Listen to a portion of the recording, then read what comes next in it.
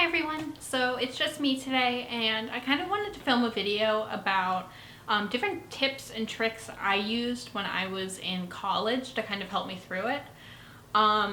During my time in college, I was not officially diagnosed, and so because of that, everything that I did, I had to do without any accommodations or support from Hassan.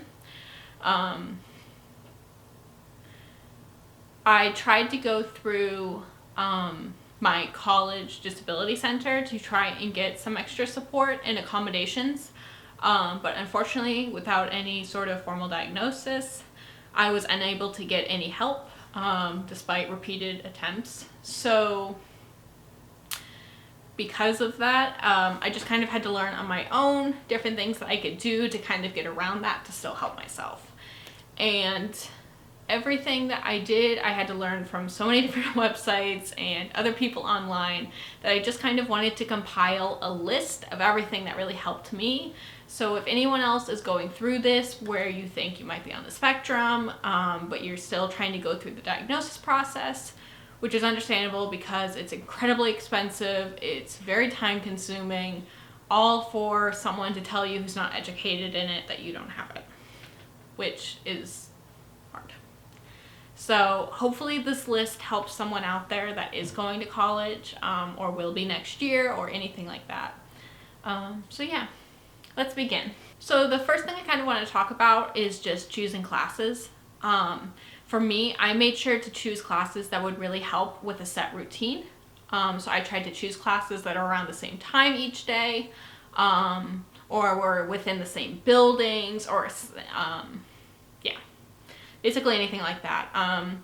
I tried to make sure I had enough time for breakfast, lunch, and dinner without having to rush. And think about as well, are you a morning person or a night person, and when you'd like your classes to be. For me, I was very much a morning person in college, which might be shocking to hear, but yeah, I was very much a morning person. So I liked getting those 8 a.m. so I could just get everything done with, and then by the time afternoon hit and I was kind of starting to get tired, I was already done with all my classes, and then I could just have the afternoon and evening to myself to do any homework if I wanted to clean if I wanted to get any food. So highly recommend that when it comes to choosing your classes. Keep that in mind. The next thing I recommend is using some sort of time management software. There's a whole bunch of different softwares out there. I personally use Skedpal, which was kind of like Google Calendar, but it had an AI built into it, so it told me what to do each day. So all I'd put in was the task, when it was due, when I'd like to do it by, as well as what I prefer mornings, evenings, afternoons, what I prefer times during when I'm most creative, stuff like that. I choose all these different factors and variables. And then once I set everything in and all my different tasks that I had to do that week, I would hit create schedule and it would automatically create a schedule for me that week. It is, for me, I paid like $15 a month for it, so pricey, but it was totally worth it and it really saved me a whole bunch of times. And on top of that, it was also compatible between tablet, phone, and laptop, which some of the other ones weren't.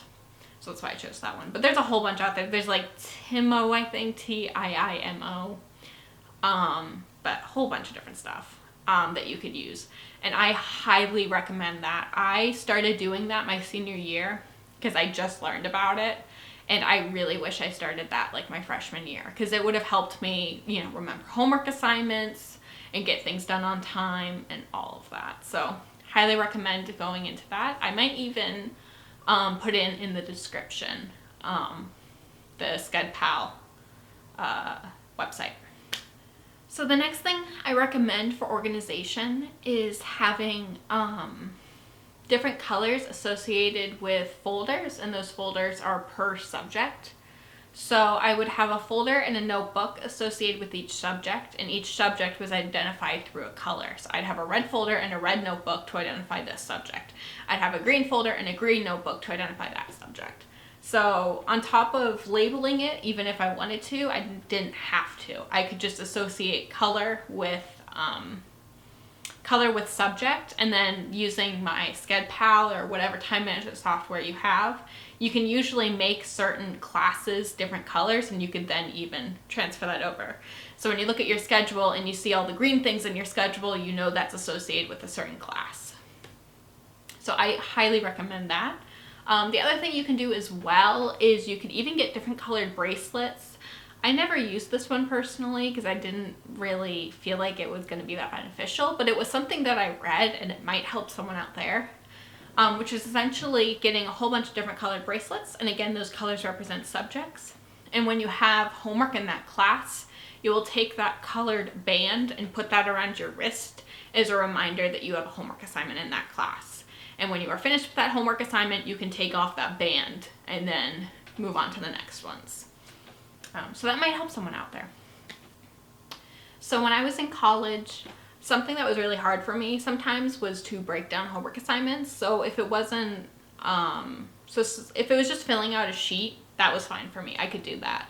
But when sometimes it was a project or a homework assignment that involved multiple steps, it could kind of get overwhelming to the point where I'd put it off because just the thought of trying to go through with it was too much. So something that I did for a little while was using index cards and writing at the top the homework assignment, and then writing on each line the steps that I needed to do to complete that assignment, and then maybe off to the right putting a due date of when you would like those steps to be done by. So I did that. I used different colored index cards again to associate with different courses, and then I even had like a little box that I put all the index cards in. And then I could kind of bring them with me to each class, and I would kind of title it when I was given the homework assignment, and then later on in the day I would grab all those cards that I titled and actually go through and create a step-by-step process. That was something that helped me for a little bit, and then I eventually outgrew it, and that's when I started going to a time management software to kind of help with that, where it would allow me to create those steps virtually. But that's something that might help someone. So something else I recommend is getting a single dorm. So when I was in college, I had a double, and then I moved to I originally started in a triple, moved to a double. Then I did like kind of apartment-esque living on campus, which was essentially just a building that was kind of more apartment living-esque, where essentially you had a living room and then divided was 2 bedrooms. So I did that my next year, and then I did actual apartment living, and then I did a single, and the single was by far the best experience I've ever had. It was so nice being able to go back to a dorm, know that you're the only one there, know that everything that you had is still in the same place, not worrying whether or not your roommate's going to be there. You can stay up as late as you want without having to bug your roommate who might have an early class the next day. It was so nice, and to me it was well worth the extra money that I paid for it, because it just like my anxiety just like calmed down a little bit that year, because I just had way more control over my space than what I usually did. And I absolutely love that. So I highly recommend, if anyone's going into college and is nervous about that, just get a single. It's way easier. Yeah, I absolutely loved it. And if I were to go back to college and had to do on-campus living, I would get a single.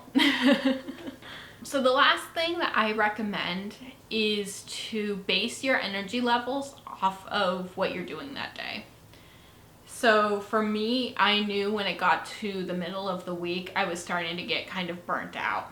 So what I would do is, once I started noticing this, I started changing my habits, and I slightly changed my routine to accommodate that.